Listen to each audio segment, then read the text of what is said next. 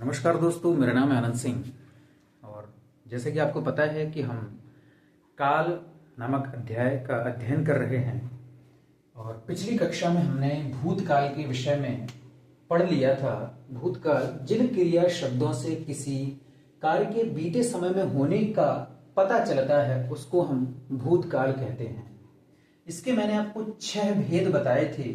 सामान्य भूतकाल मतलब जो एकदम सामान्य है, जिसका हमें कोई निश्चित समय या टाइम पता नहीं होता है, उसको हम सामान्य भूतकाल के अंतर्गत रखते हैं।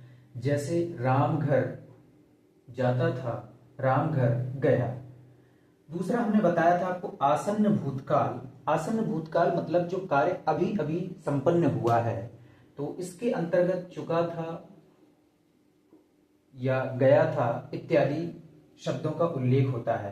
अगला हमने बताया आपको पूर्ण वर्तमान, इसमें हमने आपको बताया था चुका है या गया है। पूर्ण वर्तमान में हमने आपको बताया था चुका था या गया था या गई थी। अपूर्ण वर्तमान में हमने आपको बताया था कि जो कार्य अभी हमें पास्ट का बताता है लेकिन उसका हमें पूर्ण हुआ है या नहीं हुआ है, इसके विषय में संपूर्ण जानकारी नहीं होती है, उसको हम अपूर्ण वर्तमान के अंतर्गत रखते हैं। अगला हमने आपको बताया था संदिग्ध वर्तमान, जिसमें संदेह हो, संशय हो कि शायद वह ऐसा करता होगा या हो सकता है वह घर जाता होगा। उसमें हमने बताया था आपको कि गया होगा। ये ध्यान रखने वाली बात है कि जो संदिग्ध भूतकाल है और अभी जो हम पढ़ने वाले हैं वो संदिग्ध वर्तमान भी हम पढ़ेंगे, तो उसमें और इसमें थोड़ा सा डाउट हो सकता है। इसलिए ये ध्यान रखना है कि इसमें जो गया होगा, गई होगी, इसमें आ, ई, ए के साथ में होगा शब्द जुड़ता है, वो होता है संदिग्ध भूतकाल। ये ध्यान रखना है। और जो संदिग्ध वर्तमान पढ़ेंगे उसमें ता, ती, ते, होगा, होगी, होगे इत्यादि शब्द जुड़ते हैं। ये संदिग्ध वर्तमान में है। अगला हमने बताया था आपको हेतु हेतुमत भूतकाल, जिसमें कारण छिपा होता है। एक क्रिया के होने ना होने से दूसरी क्रिया का होना या ना होना प्रभावित होता है। अब आज हम पढ़ने वाले हैं वर्तमान काल को।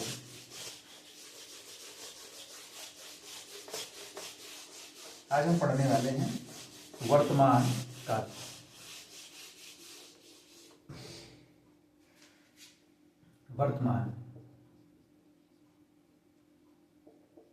वर्तमान काल, जैसा कि हम पहले भी बात कर चुके हैं कि जो इस समय हो रहा है या अभी कार्यरत है या अभी होने वाला है। देखो, होने वाला है ये चीज एक अलग हो गई। वर्तमान मतलब अभी जो इस समय है, मौजूद है, वह वर्तमान काल के अंतर्गत आएगा। मैंने बताया था अगर एक सेकंड भी कोई चीज पीछे निकल चुकी है वो भूतकाल में निकल गई है। कोई एक सेकंड भी आगे की कोई भी बात बताई जाएगी वो भविष्य काल की हो जाएगी।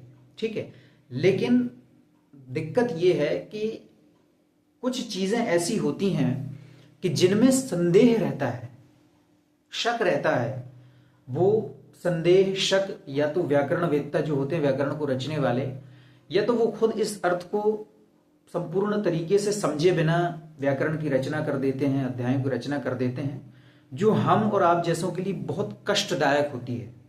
दिमाग पूर्ण रूप से भरा रहता है कि इसका क्या होना चाहिए, तो संदेह भरा रहता है। हालांकि सबका दिमाग संदेह में नहीं होता है, क्योंकि कुछ लोग केवल उसको पढ़ करके, उसके शब्दों को पकड़ करके उस चीज से आगे निकल जाते हैं। लेकिन मेरे जैसों के लिए ये बहुत टफ होता है, बहुत एक बड़ी जिम्मेदारी जैसी नजर आती है कि इस गुत्थी को कैसे सुलझाया जाए।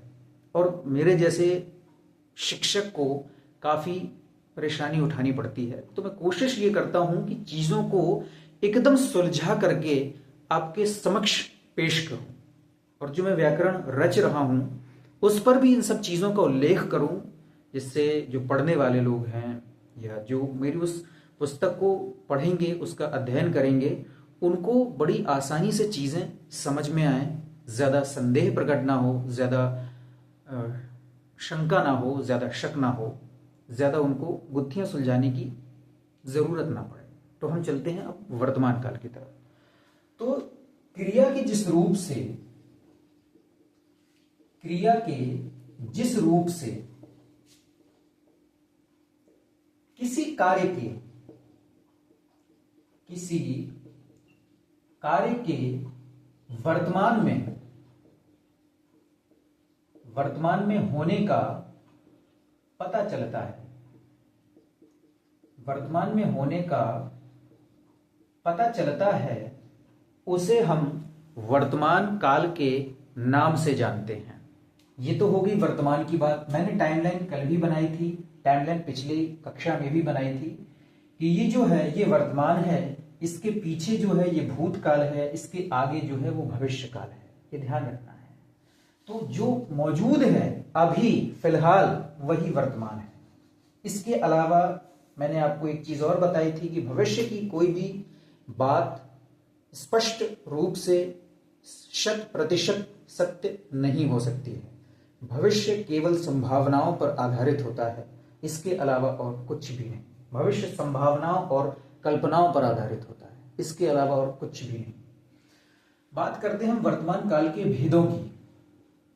तो इसके जो भेद होते हैं मुख्यतः वो 5 प्रकार के भेद होते हैं। 5 प्रकार के भेद होते हैं। उनमें सबसे पहला होता है सामान्य वर्तमान। सामान्य वर्तमान। नंबर दूसरे पर होता है तात्कालिक वर्तमान। तात्कालिक वर्तमान या जिसको हम कह सकते हैं अपूर्ण वर्तमान। नंबर तीसरे पर आता है संदिग्ध वर्तमान। संदिग्ध वर्तमान। नंबर चौथे पर आता है संभाव्य वर्तमान। संभाव्य वर्तमान।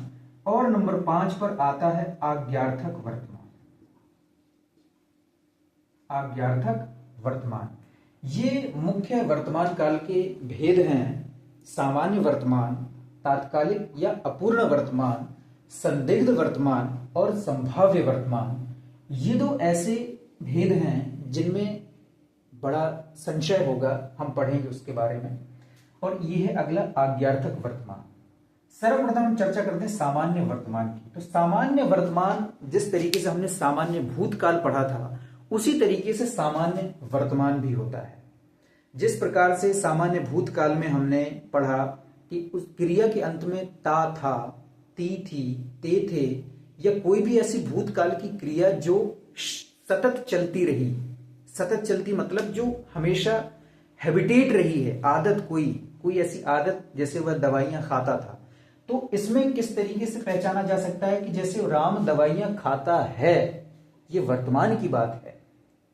मैं इसका एग्जाम्पल लिखूंगा तो किस तरीके से लिखूं कि राम घर जाता है। ये सामान्य वर्तमान है कि वह घर जाता है, ये उसकी हैबिट है, वह नौकरी से घर जाता है।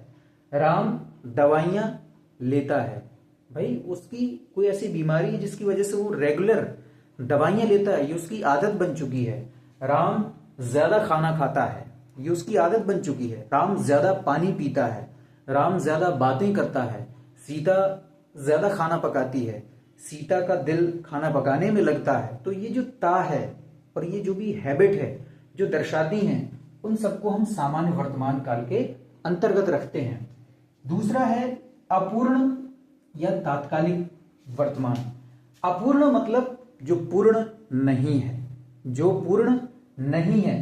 तात्कालिक का अर्थ मत पकड़ना कि तात्कालिक का मतलब होता है कि तत्काल जो हुआ या तत्काल जो हो रहा है, इस अर्थ को पकड़ना है। तत्काल जो अभी हो रहा है, जो अभी कार्यरत है, कंटिन्यूअसली चल रहा है, अभी हो रहा है, खत्म नहीं हुआ है, अभी हो रहा है, रहा है। तो हमें पकड़ना है रहा है। राम घर जा रहा है, ये अपूर्ण है कि राम घर जा रहा है, अभी पहुंचा नहीं है।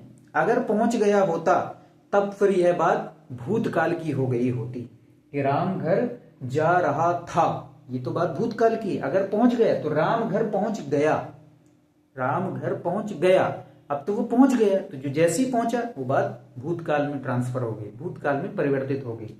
तो तात्कालिक वर्तमान या अपूर्ण वर्तमान की जितने भी उदाहरण होंगे उनमें इस शब्द का जरूर अवश्य से उल्लेख होगा। रहा है, रही है, रहे हैं, है ना, पंछी गीत गा रहे हैं, गायक गाना गा रहा है, तो काम अभी कंटिन्यूअसली हो रहा है, वर्तमान में ही हो रहा है, तत्काल में अभी हो रहा है, ये ध्यान रखना है। तो ये तो हो गई तात्कालिक या अपूर्ण वर्तमान की बात। अगला हमें समझना है संदिग्ध वर्तमान और संभाव्य वर्तमान। इनके जो बेसिक मतलब हैं, सबसे पहले उनको समझ लेना अति आवश्यक है। इसके बाद हम व्याकरण की ओर बढ़ेंगे। मैंने जैसे बताया ना कि व्याकरण वेत्ताओं में भी या व्याकरण रचयिताओं में भी थोड़ी सी कुछ गलतियां हो जाती हैं, जैसा मुझे लगा, क्योंकि जब मैंने इसको गहनता से समझा। तो संदिग्ध मतलब होता है संदेह, जैसा हमने पिछली कक्षा में भी पढ़ा था, संदेह या शक। संदेह या शक ये एक नकारात्मक प्रतिक्रिया है। कैसी है? ये एक नकारात्मक प्रतिक्रिया है, नेगेटिव सेंस है। किसी पर संदेह करना, किसी पर शक करना, ये दर्शाता है कि आपकी जो प्रतिक्रिया है वह नकारात्मक है, मुझे उस पर शक है। अब शक किस लिए होता है? मुझे शक इसलिए तो नहीं होता है कि वह अच्छा गायक है, मुझे ये संभावना होगी कि वह अच्छा गायक है और संभावना है कि वह आने वाले भविष्य में अच्छे काम कर सकता है। जो संदेह होता है, जो शक होता है, वह एक नकारात्मक प्रतिक्रिया है और किसी की बुराई के लिए इसको ज्यादा इस्तेमाल किया जाता है। मुझे शक है कि वही चोर है, मुझे शक है कि वह अधिक खाना खाता है जिसकी वजह से वह बीमार हो जाता है। तो ये ध्यान रखना है कि जो संदिग्ध वर्तमान है वह नकारात्मक प्रभाव का एक उन्मूलन होता है, और जो संभावना है ये एक उम्मीद होती है, एक आशा होती है। ये जो संभाव्य होता है ये एक उम्मीद होती है, एक आशा होती है कि संभव है वह आने वाले समय में बहुत अच्छा करेगा, संभव है वह आने वाले समय में बहुत बड़ा आदमी बनेगा। तो ये संभावना होती है, उम्मीद पर आधारित होती है, और ये जो होता है ये सकारात्मक होता है। ये जो प्रतिक्रिया होती है सकारात्मक प्रतिक्रिया होती है। इन चीजों को समझ लेना अत्यावश्यक है, अति आवश्यक है। अब हम बात करते हैं इनके उदाहरणों की। संदिग्ध वर्तमान में हम जिन उदाहरणों को लेते हैं, जैसे राम घर जाता होगा, राम घर जाता होगा, राम घर। देखो शब्दों को मैंने बताया ना, शब्दों को, जो शब्दों का अर्थ है वह हमने समझ लिया, लेकिन जो व्याकरण की नजर में है वह थोड़ा सा अलग है, थोड़ा सा अलग है। उस चीज को हमें समझना जरूरी है कि संदिग्ध जो हमने भूत पढ़ा था उसमें मैंने बताया था कि राम घर गया होगा, तो उसके आखिरी में आ, ई, ए और होगा शब्द का उल्लेख होता है, तो वह तो होता है संदिग्ध भूतकाल। और जब संदिग्ध वर्तमान की बात करते हैं तो उसमें ता, ती, ते और होगा शब्द होता है, वह होता है संदिग्ध वर्तमान। इसी प्रकार से अन्य उदाहरणों का उल्लेख भी कर सकते हैं हम। सीता घर जाती होगी, वह खाना खाता होगा। ये संदेह है, मुझे एकदम पूरी तरीके से क्लियर नहीं है। जैसे मैंने पिछली बार भी बताया था, जब कोई बात स्पष्ट ना हो कि वह इस समय ऐसा काम कर रहा होगा या नहीं कर रहा होगा, मैं श्योरिटी नहीं दे सकता हूं, मैं श्योर नहीं हूं, वही संदेह है ना, कि वह हो सकता है वह इस समय खाना खा रहा होगा, अब नहीं खा रहा होगा, यह कोई क्लियर बात नहीं है। लेकिन वर्तमान में इसको इसलिए रखा जाता है कि अगर वो ऐसा काम कर रहा होगा तो अभी वह करता होगा, अगर वह खाना खा रहा होगा तो खाना खाता होगा वो अभी, है ना। कि हो सकता है राम घर जाता होगा, राम घर जाता होगा तो अभी जा ही रहा होगा। अब क्योंकि मुझे क्लियर इसलिए नहीं है कि ये मेरा अंदाजा है, ये मेरा संदेह है, ये मेरा अपना शक है कि हो सकता है ऐसा करता होगा, वह चोरी करता होगा, ये मेरा शक है, ये मेरा संदेह है। अगली हम बात करते हैं संभाव्य वर्तमान की। तो संभावना एक तो स्पष्ट रूप से समझना आवश्यक है कि जो संभावना होता है, संभावना जो शब्द होता है ये भविष्य पर ज्यादा आधारित होता है। संभावना भविष्य पर ज्यादा आधारित होती है, क्योंकि कोई भी संभावना होगी वह भविष्य पर ही जाएगी। जैसे वह गाड़ी लेकर के जा रहा है और बड़ी तेजी से यहां से लेकर के निकला है, तो संभावना है कि उसका रास्ते में एक्सीडेंट हो सकता है, ये संभावना है। उसको तुम शक का नाम नहीं दे सकते हो, संदेह नहीं कर सकते हो, ये संभावना हो सकती है। हो सकता है वह बहुत अच्छा परिश्रम कर रहा हो, बहुत अच्छी मेहनत कर रहा हो, बहुत अच्छी पढ़ाई कर रहा हो, तो हो सकता है, संभावना है, ये संभावना है, ये पॉजिटिविटी है। इसमें परसेंटेज ज्यादा होता है कि भाई संभावना है कि वह पास हो जाएगा या अपने लक्ष्य को पा लेगा। तो ये संभाव्य वर्तमान की तरफ हम बढ़ते हैं। तो ये संभाव्य वर्तमान होगा, इसमें शायद शब्द का उल्लेख हो सकता है कि शायद वह अच्छा करता होगा, है ना। संभव है, संभव है, ऐसे शब्दों का इसमें उल्लेख होता है। आशा है कि वह अच्छा करता होगा, है ना। आशा है कि वह जहां भी होगा वहां अच्छा करता होगा। तो इसमें पॉजिटिविटी होती है, इसमें मोस्टली नेगेटिविटी को प्रेफरेंस दिया जाता है, इसमें पॉजिटिविटी को प्रेफरेंस दिया जाता है। और समझने में यदि आसानी नहीं हो रही तो आप इन शब्दों का भी चयन कर सकते हैं, इन शब्दों को दिमाग में रख सकते हैं और इन शब्दों को दिमाग में रख सकते हैं, जिसके जरिए इसको अलग अलग करना संभव हो जाएगा। अगले भेद पर हम बात करते हैं आज्ञार्थक वर्तमान पर। आज्ञार्थक मतलब जैसा शब्द हमें दिख रहा है आज्ञा, जिस भी वाक्य में कोई आज्ञा का अर्थ स्पष्ट होता है या आज्ञा का अर्थ हमें पता चलता है, उसको हम आज्ञार्थक वर्तमान में रखते हैं। जैसे सीता तुम नाचो। तो ये जो बात बोली जा रही है, ये जो वाक्य है यह बात पर आधारित है। उसने जो वाक्य बोला है, वह जो बोला है वह वर्तमान था। सीता तुम नाचो, सीता उसके समक्ष खड़ी है और उसने ये आज्ञा दी, उसने ये आदेश दिया कि सीता तुम नाचो, सीता तुम नाचो, राम तुम बैठो। तो ये आज्ञार्थक वर्तमान है, ये आज्ञा दी जा रही है ना। अब क्योंकि इसको भूतकाल में तुम प्रदर्शित नहीं कर सकते हो, भूतकाल में आदेश नहीं हो सकता है, वर्तमान में बैठकर आप आदेश नहीं कर सकते हैं भूतकाल में। वर्तमान में बैठकर के आप आदेश भविष्य के लिए कर सकते हैं कि सीता तुमको 1 घंटे बाद नाचना है, तो यह भविष्य हो सकता है, तो ये ध्यान रखना है। तो आज्ञार्थक वर्तमान में सीता तुम नाचो, राम तुम खाना खाओ। अगर कोई ऐसा समय का उल्लेख कर दिया जाएगा तो फिर वह भविष्य की कल्पना करेगा, भविष्य की बात हो जाएगी। सीता तुम नाचो, राम दरवाजा बंद कर दो, राम दरवाजा बंद कर दो।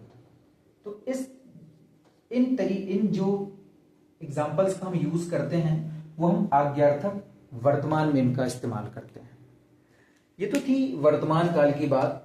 अब हम कल बात करेंगे अगले अध्याय में भविष्य काल की बात, और भविष्य काल के साथ खत्म करने के साथ साथ हम एक बार पूरे अध्याय का दोहराव करेंगे, ताकि हमें पूरा का पूरा अध्याय एक बार फिर से रिवाइज हो जाए, उसका हम रिवीजन कर पाए चलती हुई कक्षा में। तो मिलते हैं अगली कक्षा में, तब तक देखते रहिए, बने रहिए। धन्यवाद।